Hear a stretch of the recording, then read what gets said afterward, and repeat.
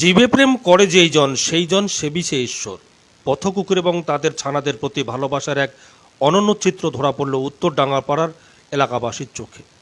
একদিকে যেমন পথকুকুরদের নিধন করার চেষ্টা চলছে, যেখানে প্রায় দিনে সংবাদ শিরোনামে ফুটে উঠেছে কুকুর নিধনের ছবি।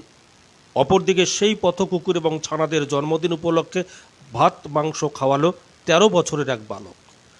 বানাহাট থানার অন্তর্গত সাকুয়াঝোড়া ১ নম্বর গ্রাম পঞ্চায়েতের উত্তর ডাঙ্গাপাড়ার অষ্টম শ্রেণীর ছাত্র অমিত রায় তার ১৩তম জন্মদিন উপলক্ষে কেক না কেটে মানুষের জন্য আয়োজন না করে পথকুকুরদের জন্য মধ্যাহ্ন ভোজনের আয়োজন করে।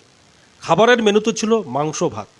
অমিত জানায়, সবাই আত্মীয় স্বজন নিয়ে হই হুল্লোড় করে কেক কেটে জন্মদিন পালন করে। আমি প্রতি বছর আমার জন্মদিন উপলক্ষে পথকুকুরদের মধ্যাহ্ন ভোজনের আয়োজন করে থাকি। অমিত আরও জানায়, প্রতিনিয়ত পথকুকুরদের উপর মানুষ অত্যাচার করে, অনায়াসে পথকুকুরদের নিধন চলছে। তাদের কথা ভেবে আমি আমার জন্মদিনে পথকুকুরদের মধ্যাহ্ন ভোজনের আয়োজন করে থাকি। নিজস্ব রিপোর্ট, উত্তরের খবর। আমার ১৩তম জন্মবার্ষিকী উপলক্ষে বিপদগ্রস্ত পথকুকুরদের মধ্যাহ্ন ভোজন করালাম। মেনুতে ছিল ভাত এবং মাংস।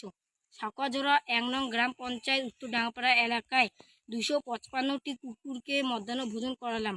যেহেতু বিপদগ্রস্ত কুকুরদের উপর অত্যাচার এবং নিপীড়িত করা হচ্ছে, এমনকি খাবারের অভাবে তাদের মৃত্যুবরণও হচ্ছে, এই ব্যক্তিগত উদ্যোগ আমার চলতে থাকবে।